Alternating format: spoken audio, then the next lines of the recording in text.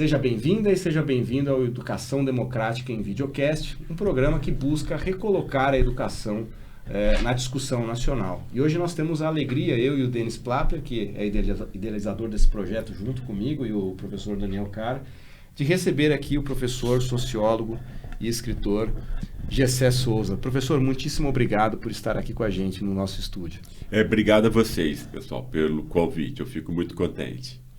Professor, as suas contribuições, né, para a discussão social e política do Brasil têm sido muito significativas nos últimos livros que o senhor escreveu. Né? Não vou nem destacar algum específico, mas há dois muito importantes, como A Elite do Atraso e A Radiografia do Golpe, livros importantes, né, que fazem uma reflexão muito importante sobre a polarização desse país, como que nós estamos vivendo hoje, convivendo com eleitores que pensam de maneira completamente diferente. Uhum. Né? Esse programa é um programa partidário e a ideia nossa hoje, ao convidá-lo, era tentar aproveitar a sua experiência e o seu ponto de vista, que também é acadêmico, claro, o senhor também trabalhou com pesquisa universitária, com pesquisa acadêmica, sobre um fenômeno muito recente no Brasil que tem se tornado quase que um mantra repetido pela extrema-direita, que é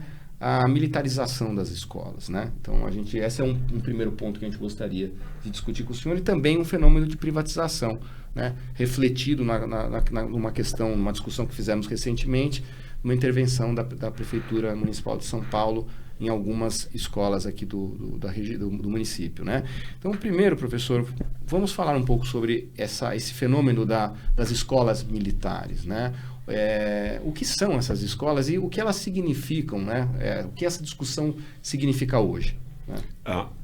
Eu acho que tem um projeto da extrema-direita, um projeto fascista, no sentido tradicional do termo, porque no fundo ele tá dirigido a quê? A retirar o poder de reflexão que as pessoas têm, né? Nós todos, assim, a nossa principal característica mais bonita e tudo, né? Quem nos fez, né, foi generoso que é a capacidade de você refletir, a capacidade de você interpretar, a capacidade de você dar sentido ao mundo, né? E para isso você precisa conhecer o mundo e o seu lugar nele, né?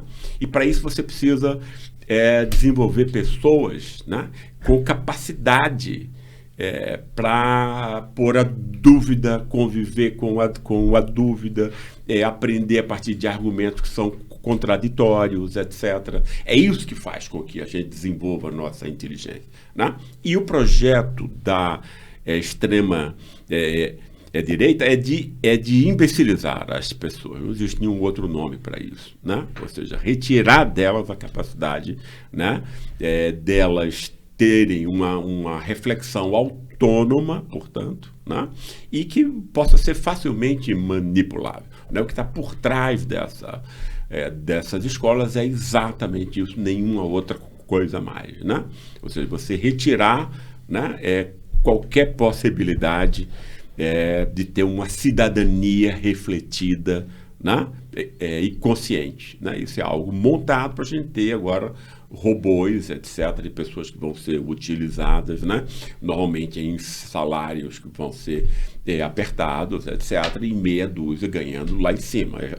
A extrema-direita é uma das formas, né, de você viabilizar esse projeto. O outro é o neoliberalismo progressista, né, uma contradição em termos. Né?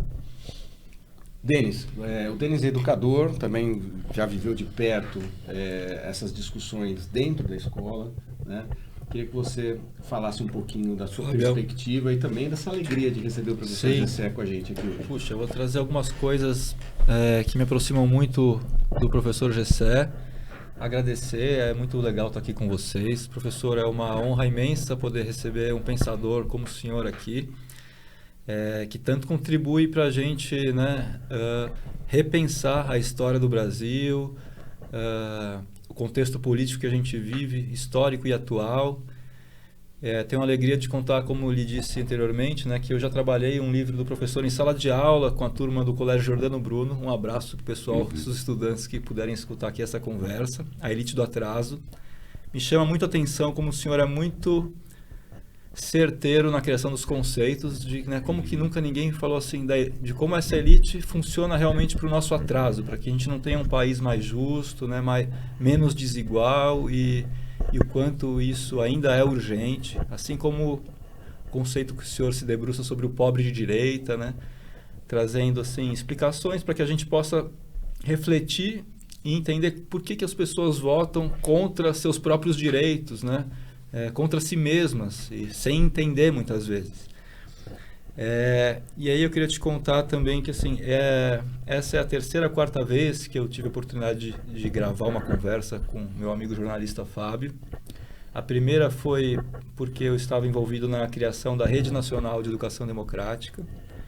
A segunda porque essa perspectiva de educação democrática chegou no segundo governo Dilma, 2015-16, quando o ministro era Renato Janine Ribeiro, grande professor, e tinha Helena Singer como sua assessora especial. E eu fui compor o governo. E sei que deixei o governo junto com o senhor, que estava como presidente do IPEA, e saiu em 2016 com a chegada do Temer, eu também, de uma maneira muito esquisita, tudo aconteceu, né? Por isso que também nomear isso como impeachment ou como golpe diz muito a respeito da compreensão que se tem sobre a nossa história e sobre o contexto atual. Então, acho que como que esse projeto, né, que o senhor viveu lá de dentro do golpe, está ligado a esse processo de militarizar escolas, né, militarizar o processo de ensino e aprendizagem, privatizar um direito social, que acho que mostra isso que eu estou falando, assim, tanto a importância imprescindível, por exemplo, do PT na história do Brasil, como também gostaria de ouvir do senhor quais são os limites também do PT, internos e externos, sabe? Das disputas internas e daquilo que se mostrou que, assim, a elite, olha, até aqui a gente deixa vocês irem, se passar a gente tira, e nada mais está valendo. Isso é um pouco desesperador quando você chega na frente de uma sala de aula para falar com seus alunos, com seus estudantes. Claro. Não, eu até estou fazendo um outro livro, estou estudando para isso, e a questão principal é exatamente essa. Se a gente for ver, porque no fundo o que está por trás não é só extrema-direita, ou não sei o quê, ou centro e tal. Quer dizer, não são essas forças políticas que estão montando o debate, fazendo as coisas acontecer do modo como elas acontecem. As coisas estão acontecendo do modo como acontecem porque você tem o capitalismo hoje em dia é muito distinto, né? Uma forma de acumulação que é invisível para as pessoas não entendem esse negócio da forma juro, né? Entende? As pessoas acham que o juro é uma decisão técnica, vem um cheio de economistas lá de Chicago, tal, que é bom aqui para a nossa sociedade, quer dizer, entende? Quer dizer, como se fosse, né? Quer dizer, no fundo é uma decisão política, o juro é sempre político, né? Aliás, não existe economia. Né? Quando eu digo isso, eu falo, sim, mas como tem coisas... Não, a economia, obviamente, existe, né, o desafio de você produzir e distribuir coisas, né? Mas, obviamente, para quem você produz, para quem você distribui, quem vai ficar com muito, com pouco, etc., é só o que importa na economia, e isso não é uma questão econômica, é uma questão moral e, portanto, política e tal, né? Então, é sempre economia política, né? E essa economia política é do rentismo, né? Ou seja, não é mais o capitalismo industrial que existia até 1980, né? A gente tem aí quase meio século de domínio do capital financeiro. O que é que isso significa? Você cria uma reunião de capitalistas agora, né? Que não vão pagar imposto, esse é o dado principal, ou seja, você não vai pagar mais imposto. Quem tem dinheiro não paga mais imposto, porque você pode pôr em paraíso fiscal, você pode roubar, né? E tal, impunemente, isso se quer, né? O capitalismo financeiro americano é o capitalismo da grande corrupção, né? Eles dizem, todas as grandes teorias americanas e europeias partem do princípio de que a América Latina, a África e a Ásia são sociedades sistemicamente corruptas, entende? Eu sempre acho, o termo, se alguém falar de corrupção para você, esse alguém está querendo fazer você de imbecil. Basicamente é isso. Né? Entendeu? Que é isso? Isso vai desde a legitimação científica. Se você diz que são povos corruptos, eles são inconfiáveis, está matando essa pessoa moralmente. Ela não importa. Você não cria empatia com esse tipo de pessoa. Isso é uma óbvia legitimação do saque. Né? Entendeu? Então, é um capitalismo da corrupção. Né? Ou seja, não faz distinção entre se o dinheiro vem do crime ou não, etc. Dinheiro passa a ser limpado, né? Por isso, etc. E isso tem a ver com o que também? Um enorme enfraquecimento do Estado e de todas as políticas públicas. Isso aí está ligado a isso. Essa coisa da privatização. Você tem aí João Paulo Lemann e tal, fatiando o MEC. Né? Ele está lá pensando, mas ele não está contribuindo. Não, ele está de olho nos 300 bilhões ali, né, que são ainda públicos e tal, porque ele está querendo botar isso no bolso e tal. Como ele botou 40 paus, né, 40 bilhões no bolso, ele e os seus amigos, que nós vamos pagar. Não tem nenhum banco vai pagar aquilo. Somos nós, vai ser o tesouro, etc. Então você tem esse saque. O saque é o mais importante. Né? O saque não só de juros, mas de uma dívida pública, que ninguém é auditor. Como é que você faz? Agora, mas você paga uma coisa, você não sabe qual foi a contrapartida, quem você pagou, isso é um segredo. Obviamente é uma fraude, se você não for imbecil, é obviamente uma fraude gigantesca, porque senão você faria auditoria. Isso aumentaria a legitimidade da dívida. Por que ninguém vai? Porque é um roubo. Né? O Equador fez e 70% foi visto que era fraude. Aqui, quem estuda diz mais de 90%. E eu acredito nisso. Né? Quer dizer, o Banco Central é a boca de fumo da corrupção brasileira, etc. Então, é um tipo de capitalismo agora, que é tão selvagem como ele nunca foi.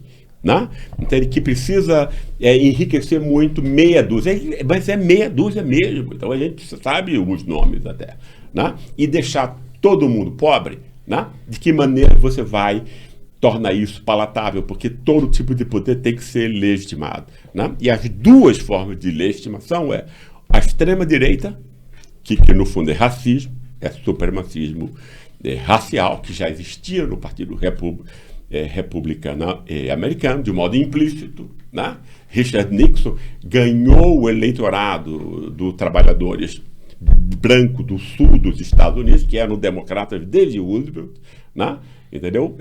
Apelando para clivagens aí entre negros e brancos, etc., né? De uma forma na época velada, mas obviamente montada pelo racismo e pela supremacia. Esse racismo, ele tem uma linha direta com o que o Partido Republicano é hoje em dia. Donald Trump é só racismo. O suco de Trump é só racismo. Não tem nenhuma outra coisa. Só racismo. Né? Sobre as 1000 formas, né? Tal. E você tem a outra saída disso, que é do Partido Democrata americano. Eu aprendi o quê? Né? Que os Estados Unidos montam o mundo. Não vai ter nada distinto depois. E que é exatamente o que a gente está enfrentando hoje. Ou tem um partido republicano fascista, etc., né? E o outro lado é um partido de centro, digamos assim, domesticado, no fundo, né? Porque não se contrapõe ao principal, sequer explica ao povo o que está acontecendo. E isso, para mim, é uma estupidez. Entende? Quer dizer, como é que você quer que o povo que não recebe nunca nenhuma verdade, é só mentira o tempo todo, a imprensa do Brasil somente, há 100 anos, ela nunca disse uma verdade. Ninguém nunca viu, né, nenhuma explicação em nenhum órgão de imprensa há um século explicando como o povo brasileiro é saqueado por uma pequena elite. Isso nunca foi dito. Se isso nunca foi, isso é o principal. Né? Todas as outras coisas são extremamente secundárias e perdem importância em relação a isso. Né? Você precisa mostrar ao povo que foi exatamente a ascensão da extrema direita entre nós, como eu percebi no livro. Né? Ou seja, o golpe foi feito para empobrecer o povo, ou seja, aqueles 70% de aumento real do salário mínimo de Lula, as pessoas estavam querendo voltar para essa meia dúzia, né? Que é dessa meia dúzia, 5 são americanos, né? Ou seja, os principais investidores do BTG Pactual, o maior banco de investimento, dos 20, 19 são americanos. Ou seja, aí a gente vê para quem serve esse saque. Então eu acho que o PT, né, que eu tenho uma enorme admiração, antes de tudo pelo presidente Lula, porque ele, para mim, é o maior líder popular em 500 anos de nossa história. Eu acho que Getúlio Vargas é o maior estadista, que ele fez coisas que a esquerda e o PT deixaram de fazer, e por conta disso se fragilizaram. Né? Mas ele é o maior líder popular e fez coisas que foram fundamentais. Mostrou que esse país tem jeito. Basta você dar um pouquinho, cara, um pouquinho de oportunidade. Esse país passou de 12ª a 5ª maior economia do mundo em pouquíssimo tempo, em poucos anos. Basta você confiar no povo que você tem. Mas aí é um país comandado pelo racismo, né? Que quer o que quer distanciar. Você não quer que o seu filho estude com um preto na Universidade de São Paulo. Por conta disso você foi na Avenida Paulista. Não teve nada a ver com a corrupção. Né? A corrupção é um nada, é só está no lugar de uma outra coisa, está no lugar, no fundo, do racismo.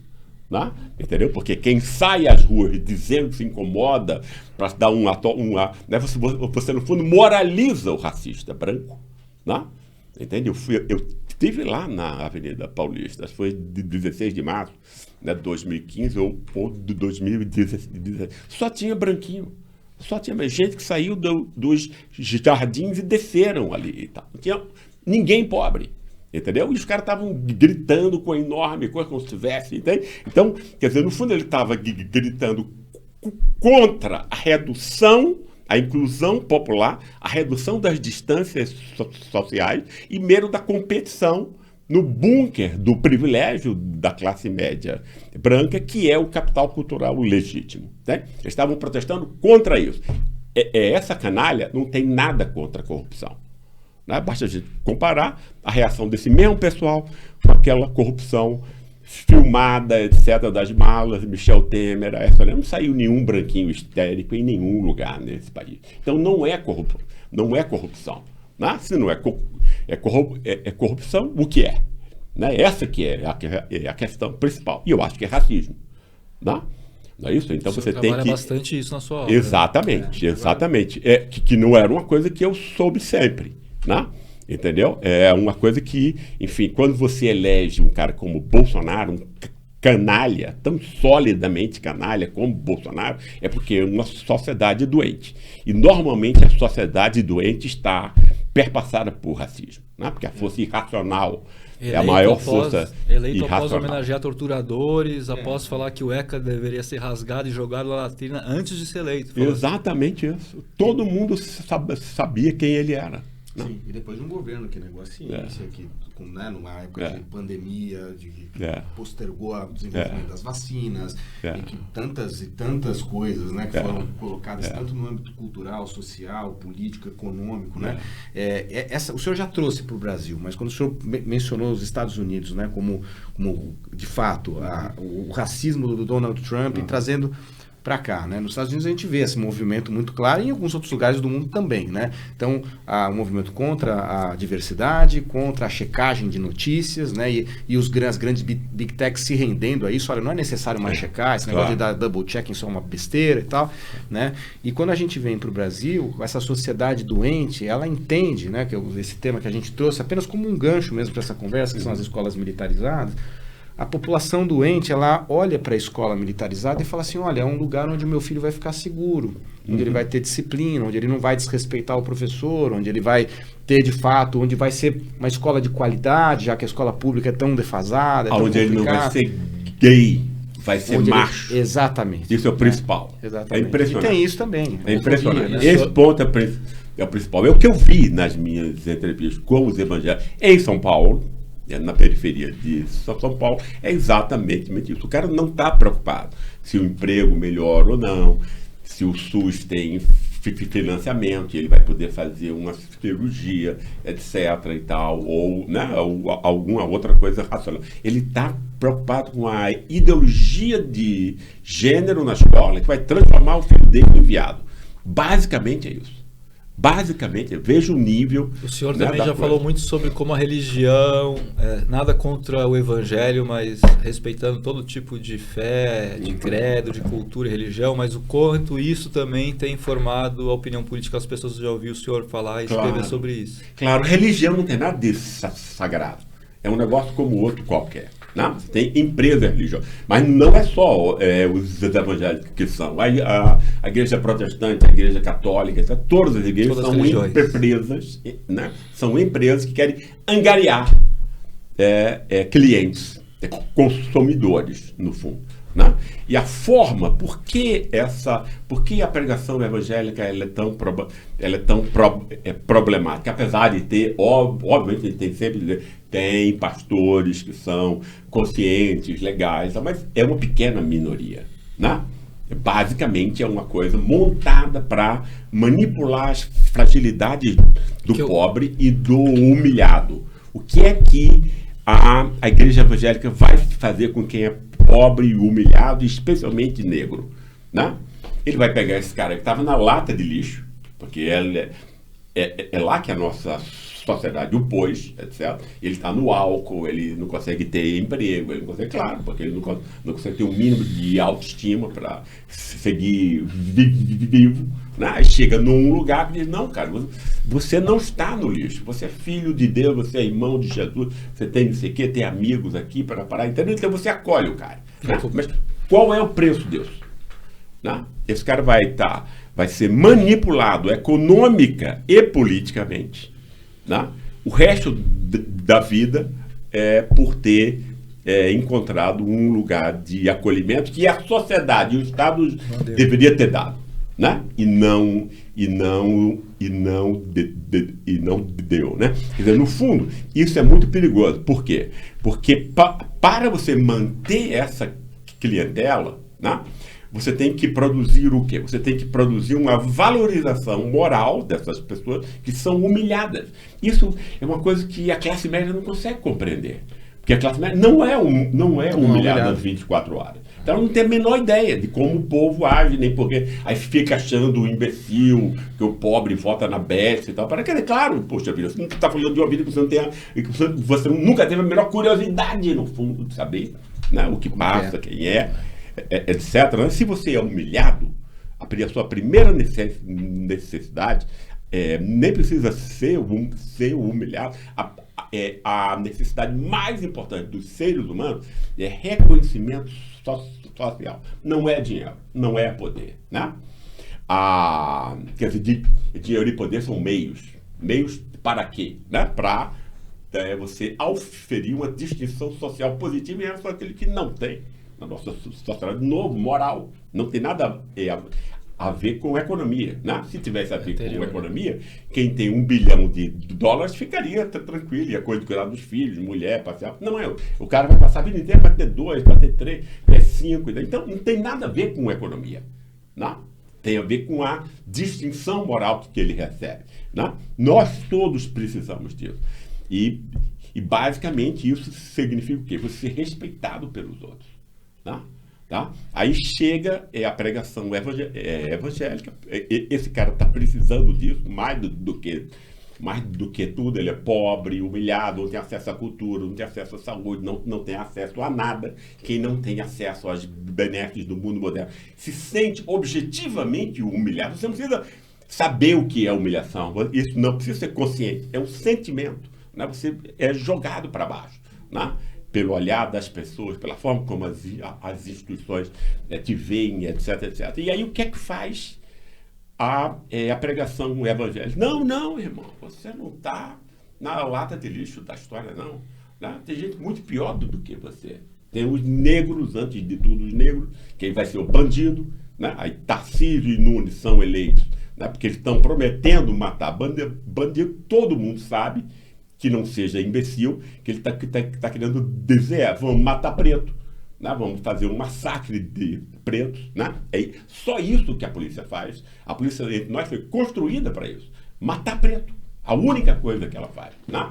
A política pública explícita, né? Entende? E tal, vamos querer resolver o crime e tal. Para só os tolos acreditam nela.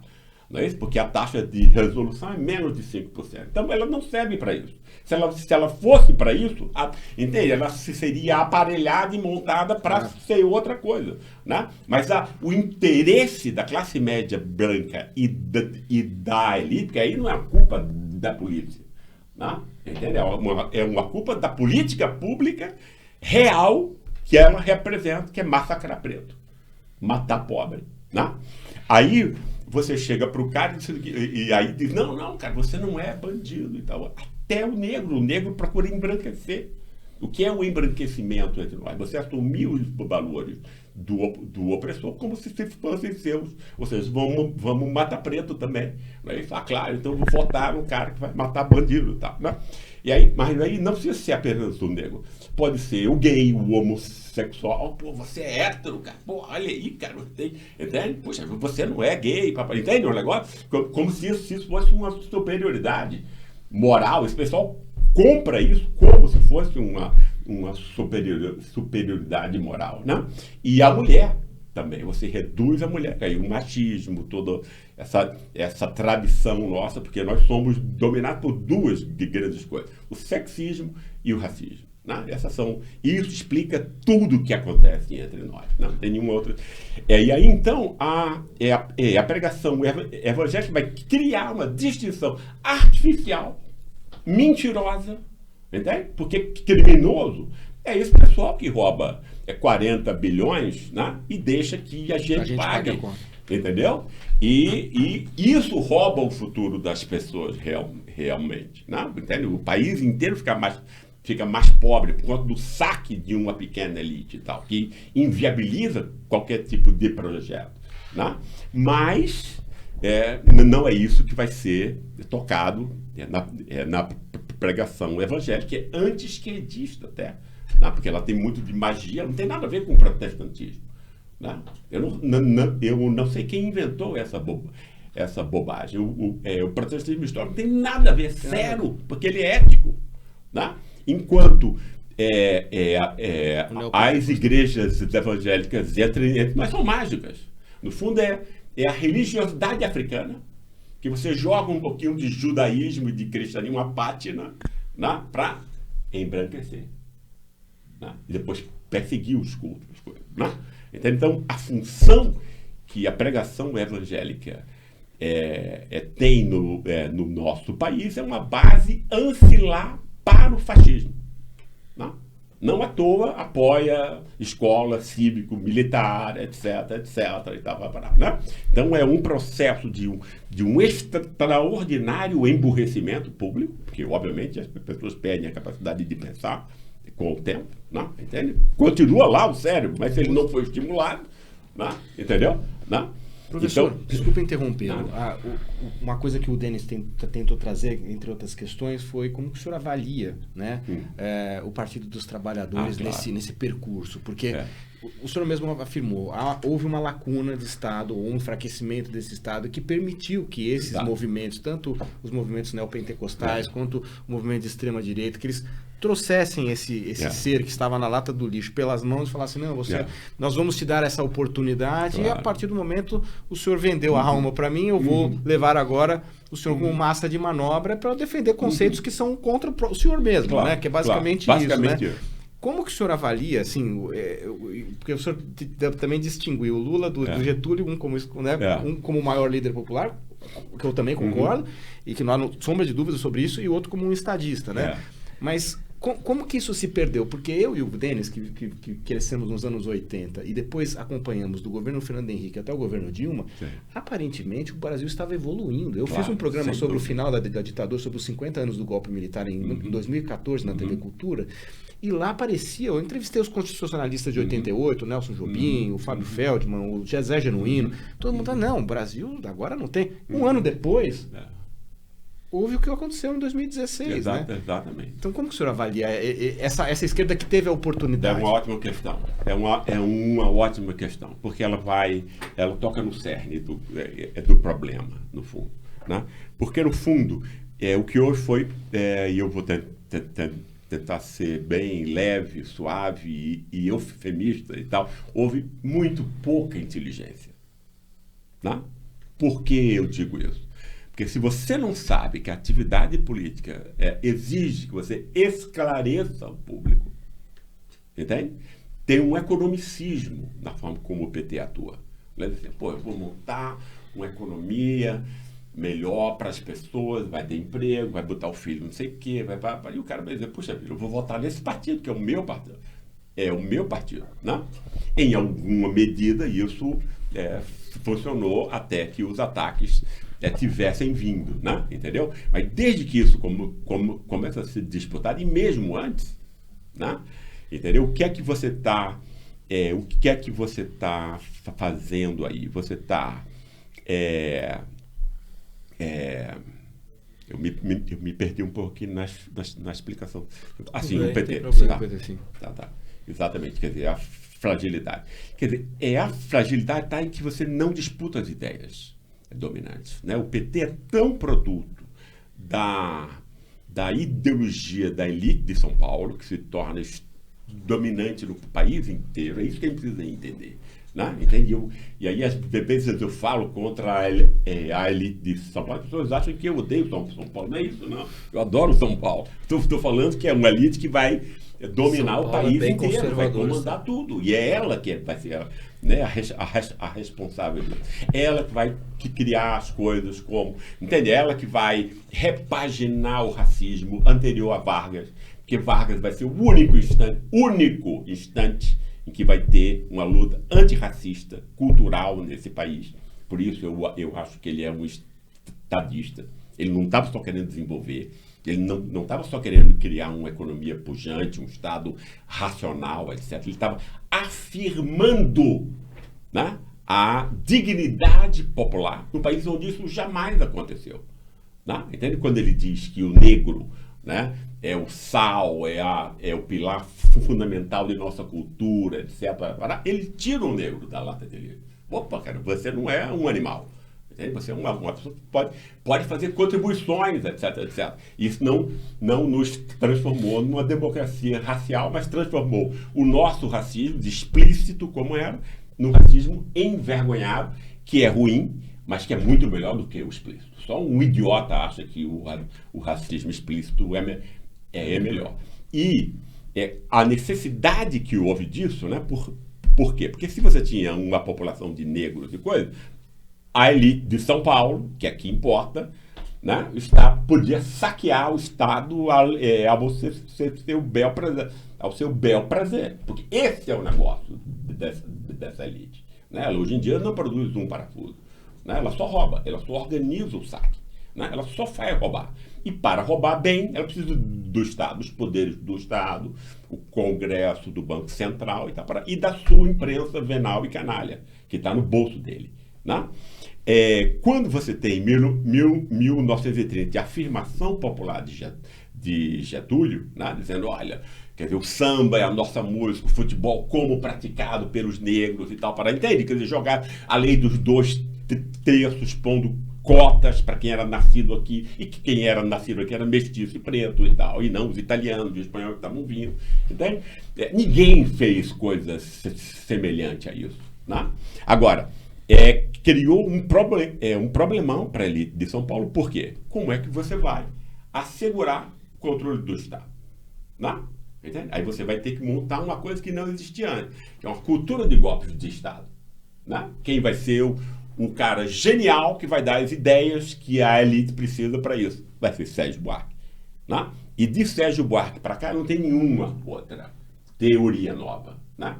Entendeu? Quer dizer, sempre a corrupção, sempre o patrimonialismo, o povo corrupto que vem desde Portugal e nem sei o que e tal, vai parar. Entendeu? Isso é puro veneno. Isso é uma bobagem enorme. Primeiro, é uma fraude. Dá para a gente desconstruir cada uma dessas coisas aqui em menos de 1 minuto, né? Entendeu? Mas isso continua até hoje. E isso domina não apenas a direita, isso domina o PT. Né? Eu observei isso. Né? Quando eu estava lá no IPE, tinha acabado de publicar um livro, né, que eu acrescentei um capítulo novo sobre a Lava Jato, me referindo à cultura de golpes de Estado. A Lava Jato é só mais um e tal. Entendeu? Ninguém percebia isso. O governo só apanhava. Não tinha uma voz. O ministro da Justiça ia para o jornal dizendo, mas o povo é corrupto mesmo, a gente tem que sei o quê. É uma coisa... Que negócio absurdo. Entendeu? Quer dizer, você é dominado pelo... Ou seja, né, o PT foi, né, dominado pelo veneno que a elite que criou para impedir qualquer forma de afirmação popular. Né? Entende? Você, quer dizer, você tem sempre que os pobres escolhem alguém, tem um golpe de Estado. Não, entende? Baseado em acusações de corrupção de uma imprensa que pertence a essa mesma elite. Entende? E o PT não denuncia isso. Não? Entende? Muita gente gostou dos meus livros, etc. e tal, vai parar. Né? Entendeu? Mas não fizeram essa denúncia política. Em 2018, com o golpe e tal, vai parar, você tinha que ser explicado ao povo quem roubou o seu dinheiro, amigo. Quem ficou com ele. Entende? Né? Quem é o seu inimigo. Né? Quer dizer, o PT não explicita para a população como se dá o processo de exploração, opressão, humilhação. Isso não fica claro, percebe? E em grande medida porque quer dizer, esse pessoal é todo influenciado pelas mesmas ideias. Entende? As pessoas acham, não, a corrupção e tal. Mas pronto, aí você está morto. Né? Então você não tem o que no PT? Né? Essa ambição de você disputar as ideias, de você tentar. Hoje em dia, obviamente, ficou muito mais difícil e tudo, né? Você perdeu, né, a hegemonia de tudo e tal. Em 2002 deveria ter tornado a Rede Globo, que estava com uma corda no pescoço, uma televisão pública. Aí você financia a Rede Globo. Você financia foi uma a grande Rede conciliação, Globo. Não, assim, quer dizer, não, mas entende, eu não quero chamar pessoas e instituições de burras e tal, né? Mas isso é uma notória falta de inteligência, né? Claro que você vai levar um tacape na cabeça depois. Foi exatamente o que esse e outros jornais fizeram em todas as ocasiões. Por que você acha que agora não vai ser? Entende? Assim, que ideia é essa? Entende? Quem tirou essa ideia maluca da cabeça? Percebe? Então você tem um partido que é acéfalo nesse sentido. O Mensalão ajudou para coisa isso. Tem caras que são muito bons. Genuíno é um cara que eu tenho uma enorme admiração, de uma inteligência enorme, Dirceu, etc. Aí você matou o pessoal que pensava e tal. Não, o pessoal que refletia, que montava um projeto, etc. Né? Então você tem um partido hoje em dia acéfalo, né, que vive da figura do Lula, da coisa exemplar que ele monta, né, e não faz o que deveria fazer, que é mostrar, quer dizer, criticar, denunciar. Se você vai conseguir vencer é outra coisa, mas você tem que denunciar. Essa é a sua obrigação, entende? Né? Senão você vai estar se macomunando com o seu inimigo. Entende? Então você tem aí, né, quer dizer, eu nunca me esqueço, a sala da Fundação Perseu Abramo, que eu fui algumas vezes, Sérgio Buarque de Holanda e tal, entendeu? Quer dizer, é um negócio muito, né, incrível e tal. Quando você vê que foi o cara que formulou essa identidade nacional perfeita para a elite de São Paulo, diz que a corrupção está na política e no Estado e tal. Não está no mercado, então você já fragiliza o Estado, fragiliza a política, desmoraliza a participação popular, criminaliza o voto do pobre, dizendo que é um voto do cara. Né? E aí e você não denuncia isso, irmão. Entende? Não, você não toca no pessoal, você quer que as pessoas aprendam como? Todo conhecimento e toda informação é mediatizada, né? Vem por algum meio, etc. Né? Se você não vai explicar para as pessoas, elas vão saber de que maneira. Elas foram, né? Enfim. Acho que precisa correr um risco, né, para poder fazer essa denúncia, e a comunicação do governo, ela, de fato, ela é muito enfraquecida, né? A gente vê até em coisas mais cotidianas, como a comunicação do governo ela é frágil. Professor, mas aí, e agora, né? Chegamos nesse ponto que no ano que vem nós temos eleições, né? As escolas cívico-militares, elas estão ganhando força, inclusive aqui no estado de São Paulo. O governador Tarcísio enaltece, né? São, exatamente, mais de 300 escolas, passando por esse processo, e quase todas muito interessadas em passar por essa transformação, se tornar... como lidar com isso a partir de agora, né? E, sendo que a gente já não há mais hegemonia, né? Agora sim existe de fato uma população. E aí, voltando ao que o Denis falou também dos termos das suas próprias publicações, né? O pobre de direita, né? Que está amparado por esse auxílio, por esse amparo que ele recebeu, né? E carente de explicações, né? Não há denúncia, como também não há explicações, né? E mesmo as coisas que estão progredindo economicamente, elas não vão ser consideradas nesse julgamento político-eleitoral que vai acontecer no ano que vem, né? Claro. Como que o senhor vê essa ascensão dessas escolas e o que o senhor vê para o ano que se avizinha? Né? Meu querido, desespero é a única coisa que, né, tomara que não seja, tomara que tenha formas de reação, etc. E coisa assim. Tomara que Lula ainda esteja lá e que ele possa nos libertar mais uma vez do fascismo e tal, né? Eu lembro que eu fiquei 2 ou 3 noites sem conseguir dormir antes da eleição de 2022, né? Então, aquilo ali foi porque, poxa, você vai chegar e vai... E a ditadura no outro dia. Um ataque aos direitos humanos. Né? Um ataque aos direitos humanos, à democracia. Total. Todos os poderes de Estado e tudo. Política do medo, né? Exatamente. E que eu acho que, enfim, eles querem escantear Bolsonaro, porque Bolsonaro é tão canalha que é disfuncional, né? E tal, porque não consegue, é como o escorpião, né? Tá uma marionete, professor, uma marionete, Bolsonaro, uma marionete do mercado. É uma marionete, quer dizer, o que é Bolsonaro é o quê? Bolsonaro é um vigarista comum, né? Entende? Que é rachadinha, não sei o quê, rouba no negócio, rouba onde for, né? Entendeu? Aí a gente entende agora os 40 quilos de cocaína, né? No avião presidencial e tal, é sempre aquela questão ali da porcentagem, né? Que vai ficar, etc, enfim.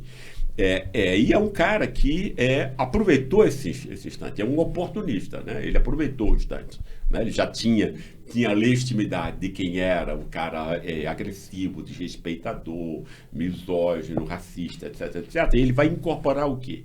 Ele vai incorporar na pessoa dele, né? A mesma raiva e o mesmo ódio que aquele povo que ficou mais pobre, tá? Entende? Né?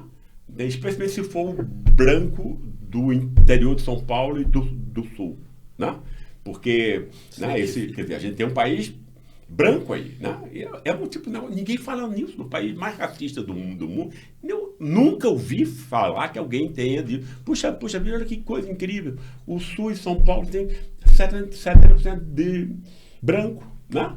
E o restante é 70% de mestiço ou preto. Olha que coisa incrível. No país, né, extremamente racista, como se isso não produzisse nenhuma coisa.